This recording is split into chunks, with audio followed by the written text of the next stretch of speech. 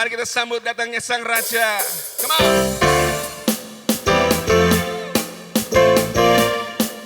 Sama bertepuk tangan.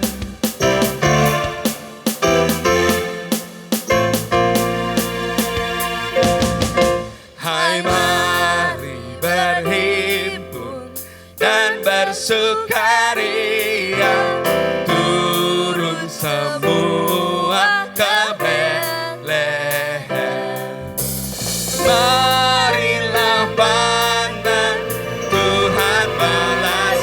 Mari sembah, sembah dan puji Dia, sembah dan puji Dia, sembah dan puji Dia, Sang Raja. Hey.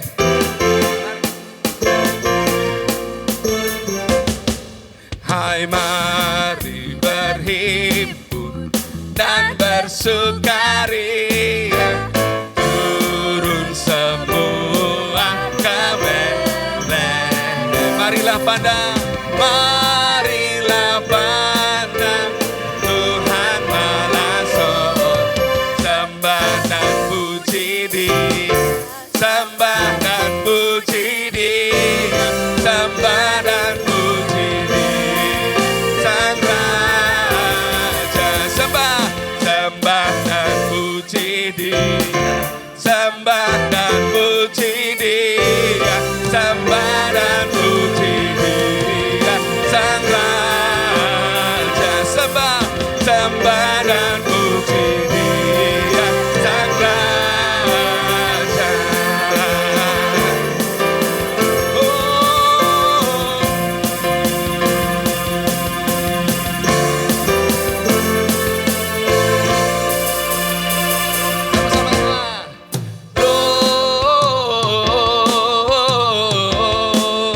Gloria, mulia. Mari jemaat katakan Gloria,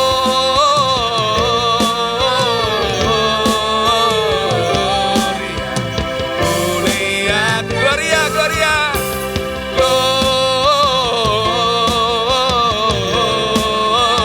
Gloria, muliakan Gloria,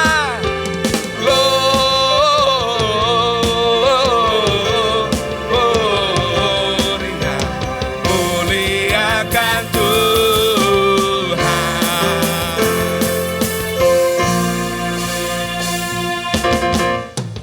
Dari pulau dan benua terdengar selalu terus apa?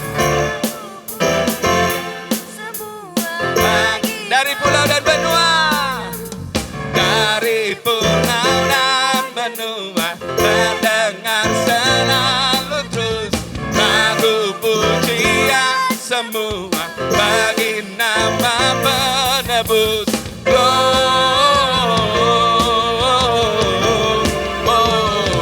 Gloria, muliakan Tuhan.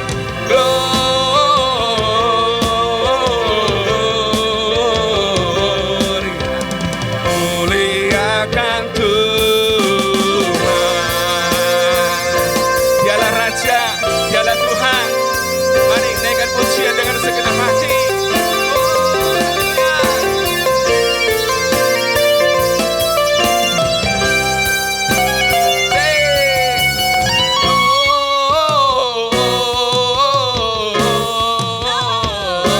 Gloria, muliakan Tuhan. Gloria,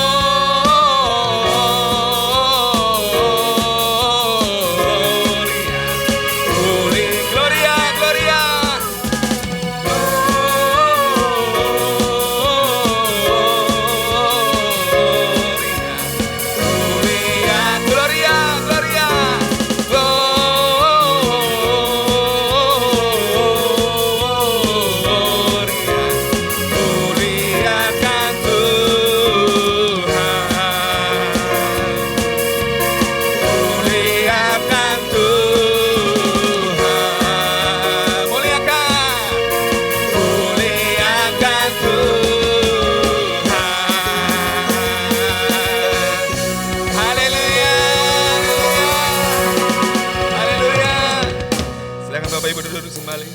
Haleluya. Tuhan hadir dalam setiap langkah kehidupan. Percayalah.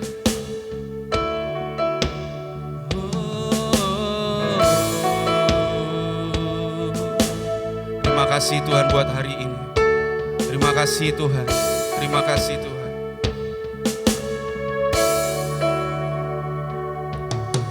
Engkau hadir di setiap langkahku. Kau pelita di setiap jalanku. Dan ku tahu hidupku dalam-Mu sesuai rencana-Mu. Dalam kelam tak akan ku ragu, dalam badai tak akan ku goyah, dan ku tahu dalam kesesakan Kau peliharaku.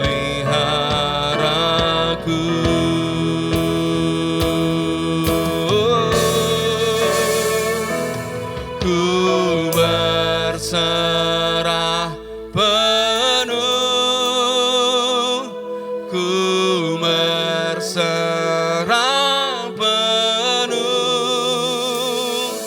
Yesus, Kaulah Tuhan, Kaulah keselamatanku.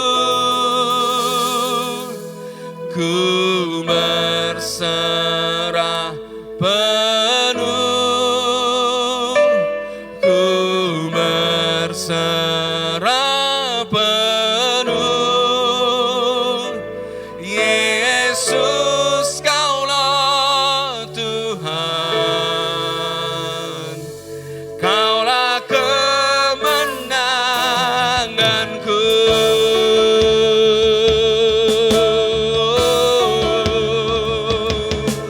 Kaulah kemenangan. Katakan Engkau hadir. Engkau hadir di setiap langkahku. Kau pelita di setiap jalanku. Dan ku tahu hidupku dalam-Mu sesuai rencana-Mu. Dalam kelam tak akan ku ragu, dalam badai tak akan ku goyah, dan ku tahu dalam kesesakan Kau peliharaku. Saya sebut jemaat untuk bangkit berdiri sama-sama. Ku berserah penuh, ku berserah penuh. Yesus, Kaulah Tuhan, Kaulah keselamatanku. Ku berserah penuh, ku berserah penuh. Yesus, Kaulah Tuhan,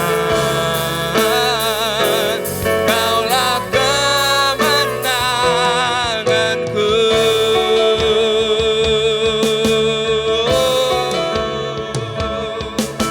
Haleluya, haleluya. Dia hadir dalam setiap langkah kehidupan kita. Engkau hadir di setiap langkah. Amin. Dia pelita di setiap jalanku. Yes. Dan ku tahu hidupku dalam-Mu sesuai rencana.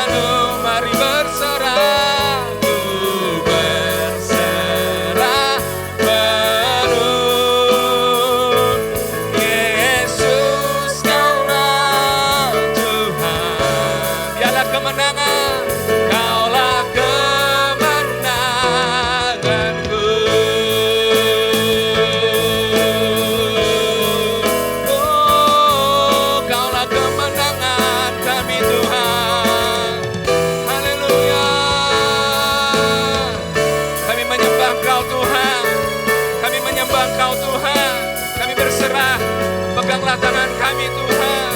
Ku berserah penuh, ku berserah penuh. Yesus, Kaulah Tuhan. Dialah keselamatan, Kaulah keselamatanku. Ku berserah penuh, ku berserah penuh. Yesus, Kaulah Tuhan, Kaulah kemenanganku.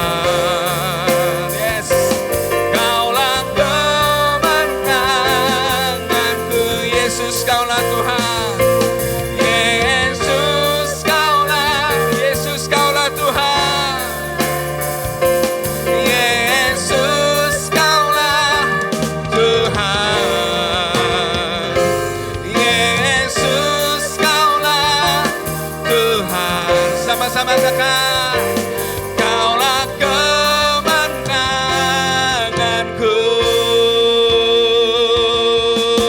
Haleluya, haleluya. Berikan kemuliaan yang lebih bagi Allah kita yang baik. Salam sejahtera, kekasih Kristus dimanapun saudara berada. Saya berdoa supaya kasih dan kesetiaan Tuhan Yesus Kristus menyertai kita sekalian. Dan saya berdoa supaya kebenaran firman yang hari ini disampaikan, maka kebenaran itu yang kita ketahui, yang kita pegang, yang kita peluk, itu yang akan memerdekakan setiap kita. Karena saya percaya bahwa setiap firman Tuhan itu yang akan mengubahkan saya maupun saudara, dipulihkan untuk sungguh-sungguh seluruh rencana dan kehendak Tuhan bisa terjadi, tergenapi dalam hidup kita sekalian. Dan saya sering katakan bahwa saya pun menjadi murid di dalam pengajaran, di dalam khotbah yang saya sampaikan. Sehingga firman itu seperti pedang bermata dua, bukan hanya disampaikan untuk orang lain dipulihkan, tetapi juga sebagai penyampainya, pisau yang berpedang bermata dua itu bisa bekerja, mengubahkan, memulihkan sehingga kita semakin serupa dengan Kristus yang percaya. Katakan amin. Saudara, saya memberi judul hari ini dan judul pelajaran kita hari ini yaitu marilah kita pergi ke Bethlehem. Sekali lagi, marilah kita pergi ke Bethlehem. Kalimat ini diambil dari nats kita yaitu Lukas 2 ayat yang ke-15. Mari kita baca sama-sama ayat tersebut. Lukas 2 ayat 15, Setelah malaikat-malaikat itu meninggalkan mereka itu siapa? Gembala, dan kembali ke surga. Gembala-gembala itu berkata seorang kepada yang lain, marilah kita pergi ke Bethlehem untuk melihat apa yang terjadi di sana, seperti yang diberitahukan Tuhan kepada kita. Sekali lagi saya baca kalimat yang ditebalkan, seperti yang diberitahukan Tuhan kepada kita. Latar belakang ayat ini sebagian besar kita pasti sudah tahu bahwa itu adalah malam di mana para gembala sudah selesai dengan tugasnya dan keadaannya mereka sedang siap untuk beristirahat, dan ternak mereka juga sudah kembali di dalam area mereka. Dan itu malam yang hari itu tentunya keadaannya sangat gelap, ya, sangat-sangat sunyi, mungkin seperti itu karena kondisi alam di zaman itu. Dan malaikat Tuhan bersama bala tentara surga kemudian menampakkan diri kepada para gembala di padang itu, dan mereka mengatakan bahwa kemuliaan bagi Allah di tempat yang maha tinggi. Nah, gembala-gembala ini adalah orang-orang yang saya pernah berkhotbah tentang hal ini, saudara, adalah orang-orang yang sangat sederhana. Satu profesi yang sebenarnya tidak dianggap atau tidak diutamakan di zaman hari itu, saudara. Jadi mereka adalah orang-orang sederhana, orang-orang yang tidak dimuliakan di pandangan manusia secara umumnya. Tetapi malaikat Tuhan, bala tentara surga justru mengunjungi gembala-gembala yang di padang itu.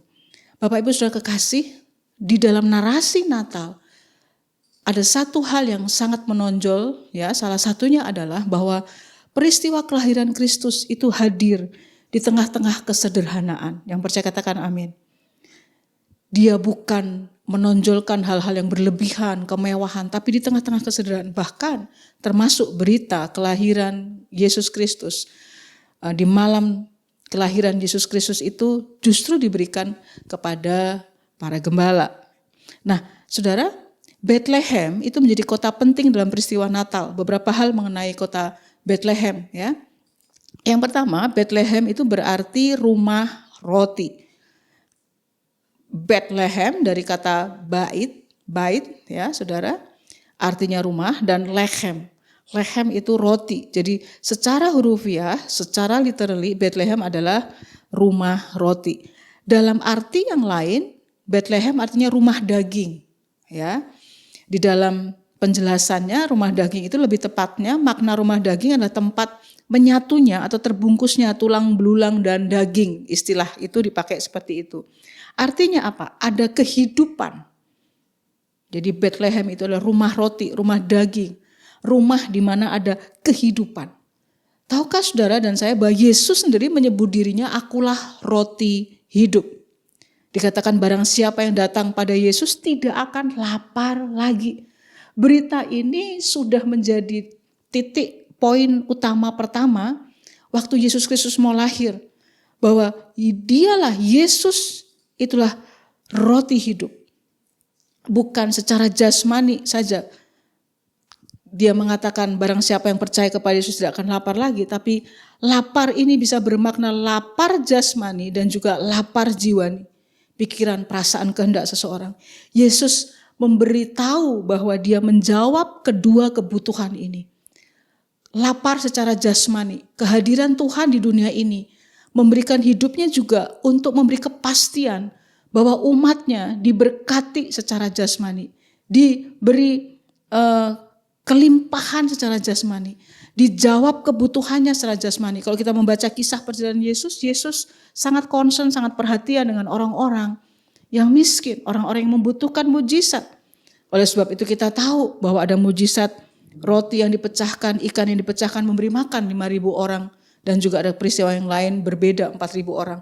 Yang kedua, kelaparan yang dijawab oleh Tuhan Yesus adalah kelaparan jiwani. Lapar di dalam pemulihan untuk jiwa, pikiran, perasaan seseorang.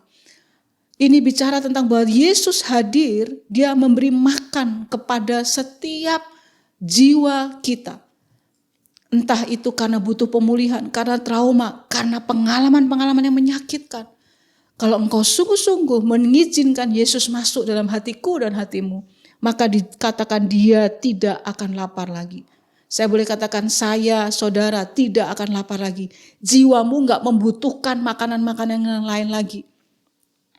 Karena sudah menemukan roti hidup itu. Yang percaya katakan amin. Nah, Bethlehem ini juga poin berikutnya sudah dinubuatkan, ya. Nubuat itu ada pernyataan, ada perkataan di Perjanjian Lama, yaitu di Mika 5 ayat 1. Ya. Mari kita baca ayatnya. Setelah malaikat-malaikat itu meninggalkan mereka dan kembali ke surga, gembala-gembala itu berkata kepada seorang kepada yang lain. Jadi di kitab Mika di Perjanjian Lama sudah dikatakan setelah malaikat-malaikat bala tentara surga itu kemudian meninggalkan para gembala, dengan bersegera mereka bicara kepada satu dengan yang lain untuk pergi mencari Tuhan Yesus Kristus yang dikatakan lahir hari itu di kota Bethlehem. Bethlehem juga disebut kota Daud. Kenapa? Karena Daud juga lahir di kota Bethlehem. Daud, saudara, Daud adalah tokoh sentral, tokoh utama yang begitu penting bagi bangsa Israel. Sehingga benderanya pun sampai hari ini secara Israel politik, saudara, mereka sangat mengutamakan Daud. Jadi Bethlehem itu adalah salah satu kota yang sangat penting, bukan hanya peristiwa Natal, tetapi merupakan tempat di mana Daud juga dilahirkan. Oleh sebab itu Bethlehem juga disebut kota Daud. Nah, mari kita bersama-sama meminta Roh Kudus untuk menolong kita. Firman Tuhan berbicara, panggilan untuk pergi ke kota Bethlehem itu apa artinya? Saya yakin, kita yakin bahwa setiap firman Tuhan, setiap kata-kata, setiap tulisan di dalam Alkitab itu tidak secara kebetulan. Oh ya, karena kebetulan ada ditulis, tidak. Tapi setiap kata, setiap kalimat itu punya maksud, punya makna yang akan berbicara. Dan waktu kebenaran itu saya dan saudara terima, mengizinkan dia bekerja, maka kebenaran itu yang akan memerdekakan saya dan saudara. Masihkah saya dan saudara di tengah-tengah khotbah ini saya mau sampaikan, apapun yang kau sedang hadapi, apapun yang sedang kau alami, masihkah saya dan saudara menemukan jawaban, menemukan kebenaran, menemukan roti hidup itu pada saat kita membaca, menelaah, merenungkan firman Tuhan. Nah, mari kita belajar, saudara, panggilan untuk pergi ke kota Bethlehem itu berarti apa sebenarnya? Nomor 1, panggilan ke kota Bethlehem yaitu panggilan untuk pergi mengalami sukacita sejati. Lukas 2 ayat 10, mari kita baca bersama. Lalu kata malaikat itu kepada mereka, gembala, jangan takut sebab sesungguhnya aku memberitakan kepadamu kesukaan besar untuk seluruh bangsa. Mengapa malaikat memilih para gembala untuk menyatakan kata-kata ini di malam yang bersejarah itu? Bahwa dia, malaikat dan bala tentara surga, memberitakan kepada para gembala, dan juga dikatakan begini, kepadamu kesukaan besar bukan hanya untuk para gembala, bukan hanya untuk orang Israel secara jasmani, tetapi untuk seluruh bangsa. Mari kita sama-sama renungkan. Mengapa ayat ini ditulis? Mengapa malaikat itu berkata? Karena latar belakangnya adalah bangsa Israel secara jasmani saat itu telah lama menantikan kedatangan Mesias, Juru Selamat, Raja yang agung yang dijanjikan sejak perjanjian lama, Taurat, mereka tahu itu. Ya. Jadi saudara, Israel jasmani, Israel negara yang saat ini pun mereka sama sekali tidak menerima ketuhanan Yesus Kristus. Mungkin saudara agak terpikir atau baru pertama kali mendengar. Karena sampai hari ini mereka masih menunggu Mesias yang sesungguhnya. Oleh sebab itu Tuhan Yesus ketuhanannya tidak diterima oleh mereka. Mereka tidak mewakili orang-orang yang percaya kepada kuasa Tuhan Yesus sebagai Juru Selamat. Itu latar belakangnya. Kalau sudah melihat di Alkitab, maka sejak Maleaki itu adalah kitab terakhir di Perjanjian Lama, sampai kepada Perjanjian Baru, yaitu ditandai dengan munculnya pelayanan Yohanes Pembaptis. Itu ada sekitar, menurut penelitian sejarah, ada 400 tahun masa diam. Tuhan tidak berfirman, tidak ada firman Tuhan di situ. Sehingga itu penantian yang ratusan tahun tentang kabar seorang juru selamat. Jadi saudara, sukacita yang terjadi hari itu adalah penggenapan janji Allah tentang kesukaan besar bagi seluruh bangsa. Hanya sayang, Israel jasmani tidak menerima itu. Jadi kalau ada konflik sekarang secara politis, secara negara, sebenarnya itu tidak mewakili bahwa mereka percaya Yesus Kristus. Tidak ada hubungan bahwa mereka seorang Kristen mungkin. Statement saya, pernyataan saya mungkin agak sedikit mengejutkan, tetapi memang mereka masih menantikan Mesias. Nah, sukacita yang diberitakan malaikat dan bala tentara surga itu merupakan penggenapan janji Allah tentang kesukaan besar bagi seluruh bangsa. Bangsa itu termasuk saya dan saudara. Dunia saudara itu memberi sukacita yang semu dan sementara. Kita happy karena liburan, sesaat pulang stres lagi, pusing lagi. Kita senang karena kita punya barang baru atau kita punya hal-hal yang menyenangkan, tapi biasanya sementara. Kita bisa punya teman yang sangat baik, hari ini dia baik, besok bisa tidak baik. Semua hal di dunia ini memberi sukacita semu dan sementara. Tidak ada sukacita sejati, perhatikan, kecuali sukacita yang berasal dari Allah yang menggenapi janjinya. Kalau sudah dengar khotbah saya di minggu lalu, saya katakan begini, Allah itu punya kemampuan, punya kuasa pemegang janji. Yang percaya katakan amin. Kalau Allah Tuhan kita yang memegang janji, dia nggak sama dengan manusia. Dia pasti akan menepatinya pada waktunya, pada timingnya, pada rencananya yang besar dan ajaib. Yang percaya katakan amin. Dunia semu, tetapi sukacita sejati itu ada di dalam janji yang digenapi. Kalau kita ada dalam kehidupan yang memiliki Yesus Kristus. Saudara, pertanyaan saya, apakah kita sudah mengalami sukacita sejati? Apa itu sukacita sejati? Kita bersukacita, joy, ada sukacita, ada bahagia, kalau bahasa gampangnya, tanpa embel-embel, tanpa syarat. Saya sukacita kalau isi sendiri titik-titik. Kalau saya bisa berbahagia, saya tenang, saya bersukacita kalau saya bisa mengalami sukacita kalau ada ini, kalau kejadian ini, kalau ada, atau saudara betul-betul tanpa embel-embel apapun, saudara terima sukacita dari Tuhan Yesus Kristus. Saudara, biar makna pertama ini, bahwa kita panggilan pergi untuk mengalami sukacita ilahi. Yang kedua, pergi ke Bethlehem adalah panggilan untuk apa? Pergi menerima keselamatan dari Allah. Lukas 2 ayat 11, hari ini telah lahir bagimu juru selamat, yaitu Kristus Tuhan di kota Daud. Ya. Kepada para gembala, malaikat juga mengatakan atau menyatakan di kota Daud, Bethlehem disebut kota Daud. Ya, telah lahir juru selamat, yaitu Kristus Tuhan. Saudara, Yesus Kristus benar-benar juru selamat. Dia Tuhan yang hidup. Yang dibutuhkan dunia itu, ini bedanya cuma satu huruf. Yang dibutuhkan dunia itu bukan guru selamat. Apa itu guru? Saudara, pengajar yang hanya berteori, yang menjadi penunjuk jalan saja, dia nggak pernah menjalani itu. Tapi yang dibutuhkan dunia dan saya dan saudara adalah juru selamat. Juru artinya yang ahli, yang tahu, yang mengalami. Juru mudi artinya ahli mengemudi. Juru masak, ahli masak. Juru selamat, Yesuslah satu-satunya. Sang jalan, kebenaran, dan hidup. Yohanes 14 ayat 6, akulah jalan kebenaran dan hidup. Barang siapa tidak melalui aku, Yesus Kristus, tidak sampai ke rumah Bapa. Kalau engkau hari ini mendengar di masa-masa Natal, menjelang Natal, di minggu-minggu Advent, tahukah saudara bahwa ada pribadi yang menjadi jalan apapun yang sedang kita hadapi. Dialah kebenaran itu sendiri dan dia hidup karena dialah juru selamat. Keselamatan datang bukan karena usaha kita, usaha manusia. Kita selamat karena amal, kebaikan, karena kita beragama. Keselamatan bukan datang karena kekayaan, kepandaian, kefasihan lidah saya atau saudara. Keselamatan tidak datang seberapa besar kita memakai jubah agamawi, sekalipun kita Kristen. Keselamatan tidak datang pada waktu engkau begitu ahli berdoa, pada waktu engkau ahli di dalam Alkitab secara mendetail sehingga yang lain saudara bisa debat. Bukan, keselamatan datang dari Allah sendiri yang rela turun ke dunia. Yesus memilih untuk jadi sama dengan manusia, yaitu saya dan saudara.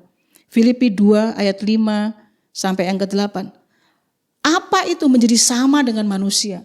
Apa teladan Yesus bahwa keselamatan itu ada dalam dia karena dia mengambil rupa sebagai manusia? Ayat 5, hendaklah kamu dalam hidupmu bersama menaruh pikiran dan perasaan yang terdapat juga dalam Kristus Yesus. Artinya saudara, kalau saudara rindu mengalami serupa Kristus, ayat 5 dikatakan dalam hidup kita bersama ini, ya, kita perlu menaruh pikiran dan perasaan yang terdapat dalam Kristus Yesus. Kalau kita hidup sendiri, kita nggak butuh itu, saudara. Kalau saya boleh katakan ayat tadi. Tapi waktu kita bersama-sama, kita butuh untuk hidup seperti yang terdapat juga dalam Kristus Yesus. Apa yang di dalam Yesus Kristus? Ayat yang ke-6. Yang walaupun dalam rupa Allah tidak menganggap kesetaraan dengan Allah sebagai milik yang harus dipertahankan. Dia Allah. Apa itu tidak menganggap? Dengan sengaja melepas semua atribut, melepas semua kehebatan kebesarannya sebagai Allah. Karena dia Allah sendiri. Itu sama dengan miliknya tidak dipertahankan, dilepaskan. Saudara, setiap kita, waktu kita bersama-sama hidup, entah itu dalam keluarga, komunitas, dalam profesi kita, waktu kita mengerjakan ini, akan ada banyak hubungan yang akan diikat kembali, dimaniskan kembali. Yang berikutnya ayat 7, apa yang ada dalam Kristus Yesus? Melainkan telah mengosongkan dirinya sendiri dan mengambil rupa seorang hamba dan menjadi sama dengan manusia. Mengosongkan diri di sini tidak sama dengan prinsip yang sekarang. Oh, kita kosongkan pikiran, biarkan kosong. Kemudian kita bersemedi yang lain. Enggak. Mengosongkan diri artinya dia punya kemampuan, dia punya kekuatan, dia punya sesuatu dalam dirinya. Dengan sengaja dia lepas itu semua. Yesus lepas itu semua.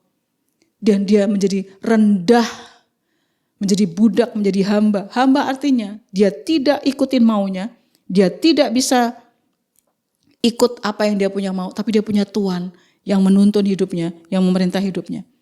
Dan dia juga mengosongkan dirinya untuk menjadi sama dengan saya dan saudara. Kalau engkau merasakan, gak ada orang yang tahu, gak ada orang bisa merasakan, aku sendiri. Nah, kita gak sendiri, saya gak sendiri. Dia merasakan saya dan saudara sebagai manusia. Itu sebabnya sekali lagi dia disebut juru selamat, bukan guru selamat. Ayat 8, Yesus dan dalam keadaan sebagai manusia, ia telah merendahkan dirinya dan taat sampai mati, bahkan sampai mati di kayu salib. Artinya, Yesus mengalami apa saudara? Dengan sengaja dan sadar bertahan di dalam penderitaan yang paling hebat. Kenapa dikatakan ia telah merendahkan dirinya dan taat? Karena hukuman salib itu ada dipakai untuk orang yang jahat, para penjahat kaliber. Ya, kalau zaman ini mungkin hukuman mati lah yang paling memalukan seperti itu.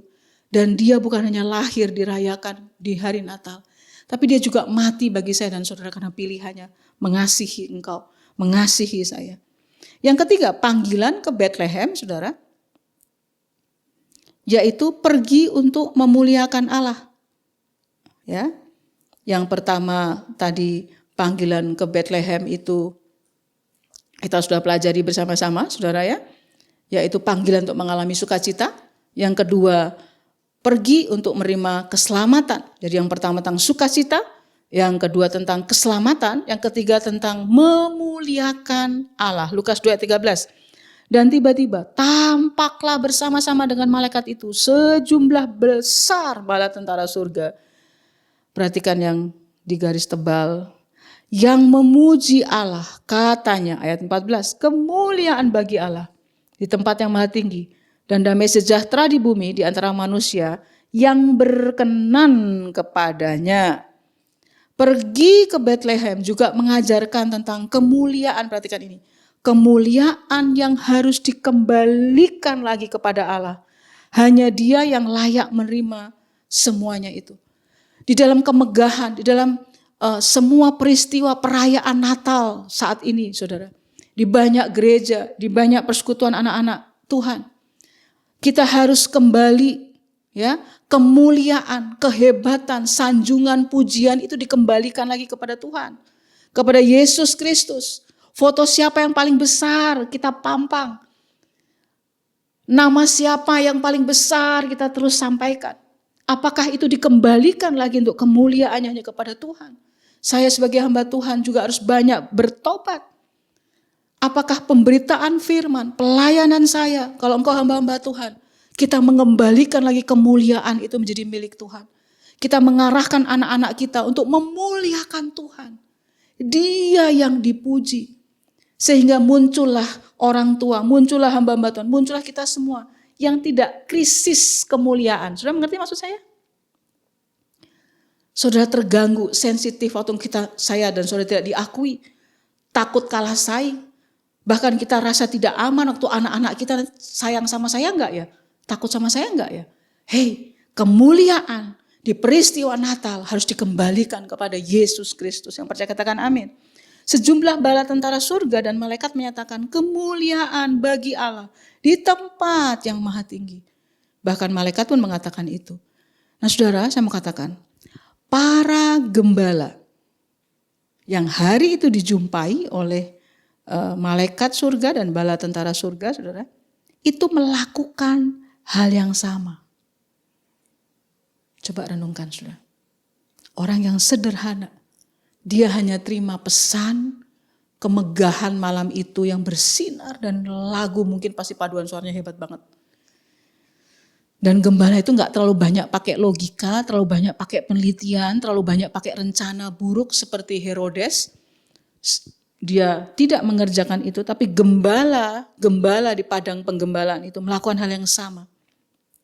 Setelah malaikat meninggalkan mereka, Mika sudah nubuatkan. Mereka bicara kepada satu dengan yang lain. Mereka katakan, ayo kita ke Bethlehem untuk melihat apa yang terjadi di situ. Jadi para gembala dari Nats yang kita baca hari ini melakukan hal yang sama. Mereka berangkat ke Bethlehem. Dan catat ini saudara. Setelah mereka berjumpa dengan bayi Yesus saat itu, karena itu gembala itu yang menjumpai Yesus masih di palungan saudara. Nanti sudah baca teliti ya. Mereka apa? Memuji dan memuliakan Allah. Persis seperti apa yang dikatakan oleh para malaikat dan bala tentara surga. Saudara, mari, adakah saya sebagai hamba Tuhan, saudara mungkin ada yang hamba-hamba Tuhan yang mendengar firman Tuhan, pelayan Tuhan, atau apapun profesimu. Ada satu hal yang harus diingat di Natal ini, yaitu dikembalikannya lagi, ya. Kita harus mengerti, menyadari dan melakukan tentang kemuliaan yang harus dikembalikan lagi sebagai milik Allah, milik Yesus Kristus. Dan saya yakin saudara, Alkitab katakan begini, jika aku ditinggikan, maka aku akan menarik banyak orang untuk datang kepadaku. Saudara, kita tidak menarik orang dengan kemuliaan yang lain, daya tarik yang lain, keindahan yang lain. Engkau baru merasakan sukacita, mungkin ada anak-anak di sini atau anak muda. Oh, kalau saya terima hadiah. Oh, itu bagus, gift. Oh, kalau saya punya ini. Oh, kalau saya diberikan ini baru saya senang. Oh, kalau Tuhan izinkan saya pergi dapat hadiah atau liburan baru saya senang. Enggak. Tapi apakah kita bisa memuliakan Tuhan di dalam semua keadaan? Kita mengembalikan semua kemuliaan bagi Tuhan. Saudara, sebelum saya mengakhiri khotbah saya, apakah kalau Tuhan itu dilepaskan dari semua atributnya, saudara? Dari semua atribut penyembuh, pembuat mujizat, pemberi berkat, memberi pertolongan. Kalaupun Tuhan tidak mengerjakan itu bagi saya dan saudara, bagi anak-anak, bagi anak muda, engkau gak terima hadiah, engkau gak terima apa-apa di Natal ini. Pertanyaan saya, masihkah saya dan saudara bisa memuji dan memuliakan Tuhan Yesus, mencintai Dia? Mari kita renungkan bersama-sama. Biarlah Natal ini selalu menyadarkan kita untuk selalu memuliakan Allah melalui hidup kita. Saudara, saya mau tutup dengan beberapa kalimat seperti ini. Gembala-gembala di Lukas 2 yang kita baca ayat 15 nats kita. Gembala-gembala ini menjadi teladan buat kita, yaitu setelah bertemu dengan malaikat-malaikat, mereka tidak menunda dan segera pergi mencari Yesus. Banyak kali mujizat dan kuasa Tuhan bukan tidak terjadi pada hidup seseorang, tetapi karena hatinya tidak bulat sepenuhnya, tidak taat langsung, tapi hati yang menunda, rasa tidak enakan. Tahukah saudara, tempat yang paling berbahaya itu ada di persimpangan jalan, di daerah abu-abu. Oh, nggak enak, saya nggak mau ikut Yesus langsung. Oh, saya nggak bisa lepas, nggak ada batasan dengan circle atau orang-orang yang sebenarnya mereka tidak membawa pertumbuhan rohani saudara. Tapi gembala-gembala di padang itu, mereka tidak lagi menunda. Mereka taat sepenuhnya untuk langsung pergi mencari Yesus. Dikatakan di ayat yang kita baca tadi, ada kata seperti yang diberitahukan Tuhan kepada kita. Saudara, menerima tuntunan Tuhan dan melakukannya itu ada dua hal. Tetapi dua hal ini yang harus bersama-sama saya dan saudara kerjakan. Engkau senang untuk dituntun Tuhan, engkau senang Tuhan berbicara. Pertanyaannya, apakah engkau melakukan tuntunan Tuhan? Apakah saya dan saudara mengerjakan apa yang Tuhan bicarakan, Tuhan katakan? Saudara, pertobatan itu juga selalu ada buahnya. Sama, waktu kita dituntun Tuhan itu satu hal. Tapi itu kita mengerjakan apa yang Tuhan beritahukan kepada kita, yang kata gembala-gembala di padang, itu merupakan dua hal yang harus bersama-sama dikerjakan. Gak mudah, tapi tuntunan Tuhan begitu sulit. Saudara, kebenaran itu seperti digambarkan seperti segitiga yang tajam. Kebenaran itu menyakitkan. Tapi kita sudah belajar, Yesus sengaja mengosongkan diri untuk lahir sebagai manusia dan memilih menjadi budaknya Tuhan Allah Bapa sendiri. Mengerjakannya taat sampai mati di kayu salib. Mari kita belajar. Gembala-gembala itu mengatakan seperti yang diberitakan Tuhan kepada kita, yuk kita kerjakan. Saya berdoa di perayaan Natal tahun ini, sudah di 2024 menjadi tempat di mana kita kembali dituntun dan mengerjakan tuntunan Tuhan. Menerima tuntunan Tuhan dan juga melakukannya. Dan saya berdoa saudara, supaya kita menjadi pribadi-pribadi seperti gembala-gembala di padang domba. Mereka sungguh-sungguh tahu apa yang diberitahukan Tuhan. Bukan kata orang, bukan ikut-ikutan, bukan berdasarkan yang rasa. Kita baru merasakan Tuhan. Kalau kita ada di suasana tertunda, kita betul-betul punya tuntunan, kita betul-betul tahu Tuhan berbicara dan kita mengerjakannya.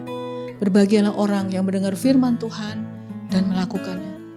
Mari kita tundukkan kepala, saudara. Ambil waktu untuk saudara dan saya berdoa. Merenungkan firman Tuhan. Panggilan ke Bethlehem, rumah roti. Artinya Yesus sendiri menawarkan diri menjadi roti hidup. Untuk menjawab kelaparan jasmani, tetapi juga kelaparan jiwani. Orang-orang yang sembuh secara mental, secara perasaan, secara pikiran dan kehendak. Karena panggilan ke Bethlehem yang pertama itu panggilan untuk menerima sukacita sejati tanpa embel-embel apapun. Yang kedua, panggilan saudara untuk menerima keselamatan dari Allah. Kalau engkau mau, kau panggil Yesus Kristus sebagai Tuhan dan Juru Selamat, masuk dalam hatimu. Sungguh-sungguh. Kalau engkau belum beribadah, belum berjemaah di satu gereja pun, engkau boleh bersama-sama kami di Arauna untuk terus digembalakan. Dan yang ketiga, panggilan ke Bethlehem itu pergi untuk memuliakan Allah. Kita harus mengembalikan lagi bahwa kemuliaan itu bukan punya kita, bukan punya sebuah acara, bukan punya hal-hal tertentu, tapi kemuliaan itu milik Tuhan Yesus Kristus. Kami sembah Engkau Tuhan. Here I am to worship God. Here I am to bow down. Kami sujud menyembah Tuhan. Segala puji kemuliaan hanya bagi Tuhan. Bapa, hamba-Mu sudah selesai berbicara, tapi Roh Kudus terus akan mengejar kami. Untuk kami mengalami 3 hal waktu pergi ke Bethlehem seperti panggilan untuk gembala. Kami mengalami sukacita sejati tanpa harus ditambahin embel-embel baru bisa sukacita. Kami sungguh-sungguh yakin, kami sungguh-sungguh tertanam menerima keselamatan yang hanya dari Allah Bapa di dalam Yesus Kristus yang sudah merasakan menjadi manusia. Kami bisa menjadi pribadi yang memuliakan Tuhan. Kami mengangkat tangan Tuhan di seluruh perayaan Natal di bangsa kami. Tuhan lindungi, tutup bungkus dengan kuasa darah Yesus Kristus. Tidak ada mara bahaya dan kecelakaan, aman semua kami mencari Engkau. Berkati bangsa dan negara kami Tuhan, supaya menjadi bangsa dan negara yang takut akan Tuhan. Dan Indonesia Tuhan mengalami kemuliaan Tuhan. Berkati juga jemaat atau gereja yang kami digembalakan. Kami serahkan berdoa untuk GBA Rauna Tuhan, mulai dari Bapak Gembala sampai seluruh hamba Tuhan. Tuhan Engkau mengurapi, melindungi. Kami tak percaya untuk tempat ibadah yang kami tidak pindah-pindah. Engkau sanggup mengadakannya Tuhan. Engkau sanggup membuat mujizat. Dan mau berdoa untuk setiap kami yang sedang beribadah saat ini. Jamah setiap kami. Jangan biarkan kami melewati tahun 2024 ini tanpa memiliki Kristus yang masuk dan tinggal dalam hidup kami. Memegang Engkau, depend on God, bergantung sepenuhnya kepada Tuhan. Terima kasih Bapa. Yang mengucap syukur. Mari angkat kedua belah tanganmu dan terima berkat. Kiranya berkat Allah Bapa, penyertaan dari Tuhan Yesus Kristus dan penghiburan dari Roh Kudus turun atas kita. Tuhan menyinari engkau dengan wajahnya, membawa engkau damai sejahtera. Apa saja yang dikerjakan oleh tanganmu berhasil. Jadi berkat dimanapun kita ada. Love God, love people. Sekali percaya Yesus, tetap percaya Yesus. Dalam nama Tuhan Yesus Kristus. Siapa yang percaya katakan, amin. Tuhan memberkati.